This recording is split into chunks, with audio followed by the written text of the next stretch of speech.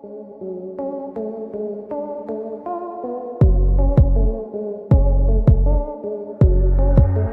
हुई थी रामायण की शूटिंग, जानकर नहीं होगा यकीन। दोस्तों, लॉकडाउन के बीच जहां हर किसी का धंधा मंदा चल रहा था, वहीं डीडी नेशनल पर प्रसारित होने वाले रामायण ने लोगों का खास ध्यान अपनी तरफ आकर्षित किया।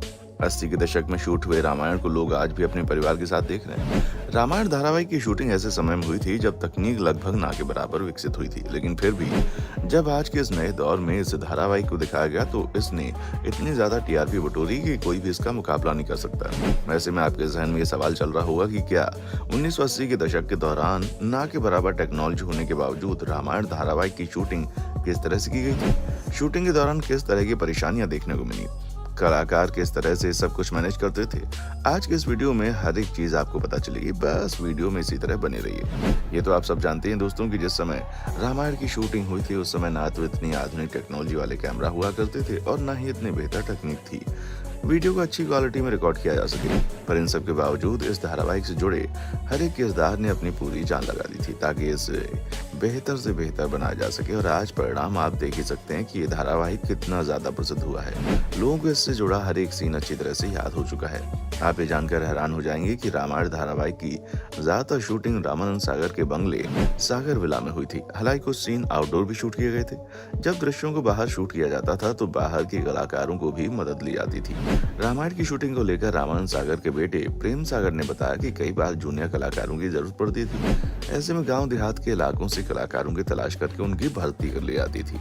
आपको बता दें, रामायण में हनुमान जी का किरदार निभाने वाले दिग्गज अभिनेता दारा सिंह जी को इस धारावाहिक से उतनी पॉपुलैरिटी मिली जितनी भगवान राम और सीता का किरदार करने वाले अरुण ग्रेवाल और दीपिका चिखलिया को मिली थी। जहां लोग दारा सिंह के शरीर को देखकर उनमें सच में भगवान हनुमान समझ बैठे थे। ऐसे में दारा सिंह ने खुद रामायण की शूटिंग को लेकर ऐसे किस्से बताए जिन्हें जानकर आप सच में अपनी दांतों तले उंगलियां दबाने को मजबूर हो जाएंगे।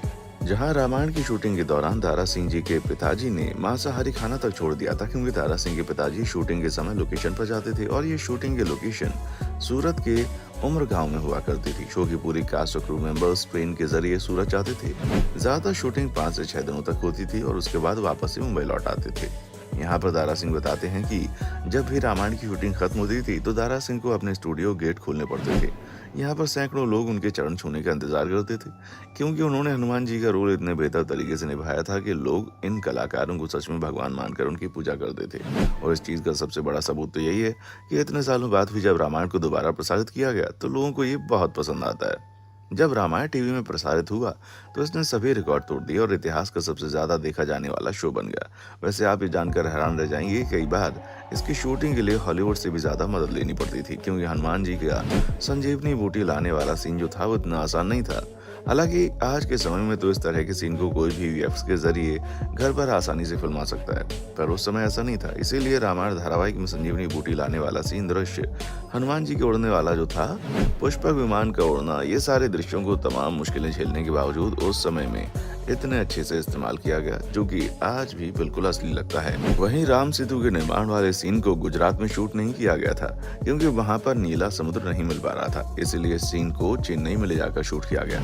आपको बता दें कि रामायण धारावाहिक की पूरी शूटिंग करने में 550 दिनों का वक्त लग गया था। इतना ही नहीं, रावण के मरने पर उनका किरदार निभाने वाले अरविंद त्रिवेदी के गांव में भी शोक मनाया गया था। वहीं दोस्तों, रावण के भाई यानी कि विभीषण का जिसने किरदार निभाया था उसका नाम मुकेश रावल है। क्या आप जानते हैं मुकेश रावल बैंक में नौकरी करते थे और जब ये शूटिंग चल रही थी उस वक्त भी वो मुंबई के एक बैंक में जॉब कर रहे थे।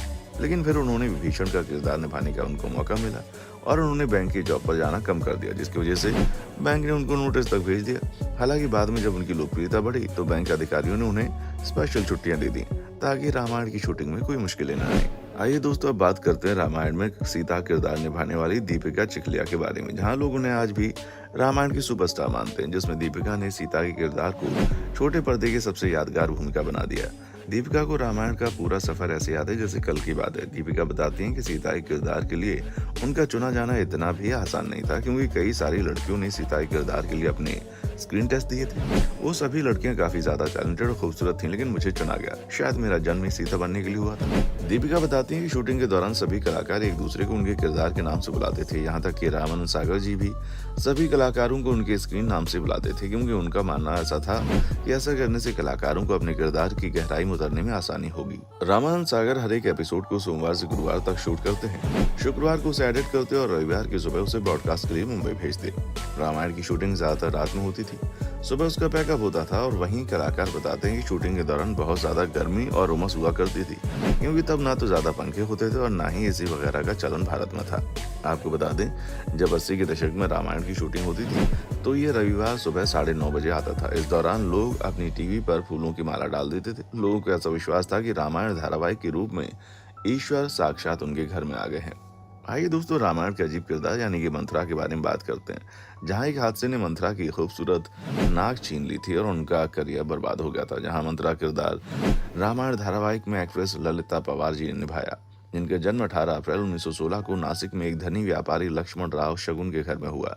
ललिता को आज भी घर घर में रामायण की मंथरा के रूप में देखा जा सकता है और आप ये जानकर हैरान हो जाएंगे कि उस समय वो अपने जमाने की सबसे ज्यादा फीस लेने वाली अदाकारा हुआ करती थी। जहां 80 के दशक के फेमस एक्टर भगवान दादा को एक सीन से दौरान ललिता पवार को थप्पड़ मारना था, लेकिन उन्होंने ललिता को इतना जोर से थप्पड़ मारा कि वो जमीन पर गिर गई और अचानक से उनके कानों से खून बहने लगा। इसके बाद इलाज के दौरान गलत दवा के चलते उनके शरीर के दाहिने भाग को लकवा मार गया और हमेशा हमेशा के लिए उनकी दाहिनी आंख सिकुड़ गई। दोस्तों, वैसे तो रामायण धारावाहिक में हर एक सीन काफी मुश्किल और चुनौतियों से भरा था, लेकिन अगर भगवान राम का किरदार निभाने वाले अरुण गोविल से पूछा जाए तो उनके लिए सबसे ज्यादा मुश्किल सीन वो था जब राम वनवास में थे और उनके भाई भरत उन्हें पिता की मृत्यु के बारे में बताते हैं।